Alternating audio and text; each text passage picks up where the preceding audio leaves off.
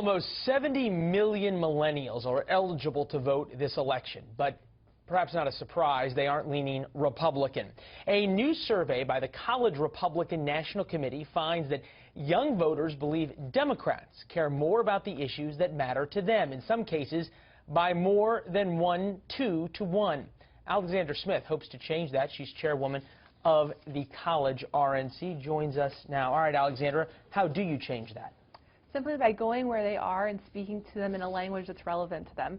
You know, one of the things that our report found was that young voters do believe that Democrats care about some of the issues that are important to them more than Republicans, but that when we asked about our principles, when we asked about the issues specifically, and we branded them just sort of generically without Republican or Democrat labels, they agreed with us on those issues. For example, growing the economy locally by opening up education instead of protecting teacher tenure and salaries. They agreed with us by those with a 2 to 1 margin.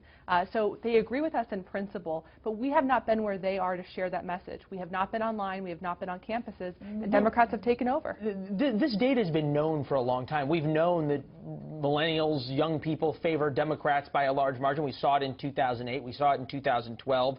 Obama won the youth vote over Romney 60 to 37.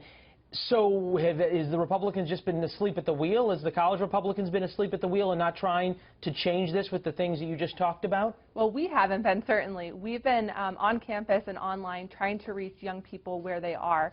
In 2014, we put out a field program where we had field representatives on campus talking to non-traditional groups. You're saying you've done these things, but has it worked at all? Absolutely. In the 2014 midterms, we saw that young voters voted for Republican candidates, including some in very competitive gubernatorial and Senate elections, by over 40%. In some of those cases where the margins were really, really tiny on Election Day, the youth vote was the one that put the Republican candidate over the top. So when we ran ads online and on campus, when we were talking to young people on campus who maybe don't traditionally go to college Republican meetings or aren't involved in politics, fraternities, sororities, sports teams, they agreed with our messaging when we actually got out and talked to them. How does this play into the 2016 race in the sense that Donald Trump is such an atypical candidate, certainly atypical in the way he uses social media among Republicans? Does that in some way help him with the youth vote, that he speaks their language on Twitter?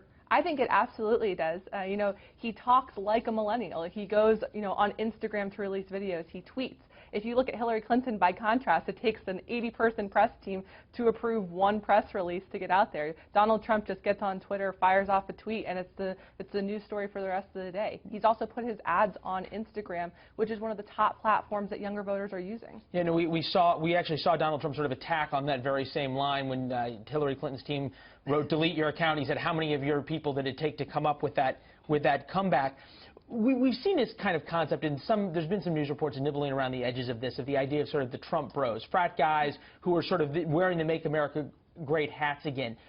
Does that group come out to then vote? How do you translate sort of the enthusiasm and being part of the Trump movement and whatever that represents to them actually into real votes?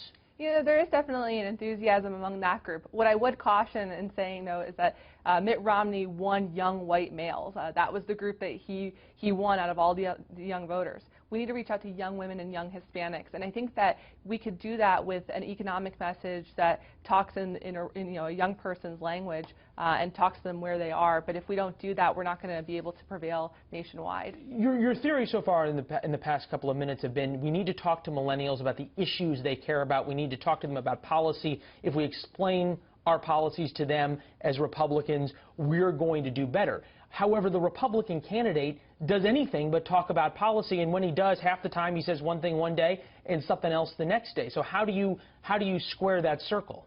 Well, I think more than anything, young voters are looking for a candidate that's authentic, and for them, I think... You just said they were looking for policy. They are looking for policies, but in terms of characteristics, they're looking for someone who's authentic. They're looking for someone who cares about people of all walks of life. I think that Donald Trump, for them, checks the authenticity box. They believe Donald Trump is who he says he is. But in terms of caring about people, like them, they want to see more from him on showing how they're going to reach out to not just millennials, but, people of all walks of life in America. Well, and now, obviously, so many of the young people that were Bernie Sanders supporters are up for grabs. Whether or not they go for Donald Trump, as some of the exit polls showed in West Virginia, other states they would, is yet to be seen. But we'll have you back as it gets closer to talk about your efforts. Sounds great. All right.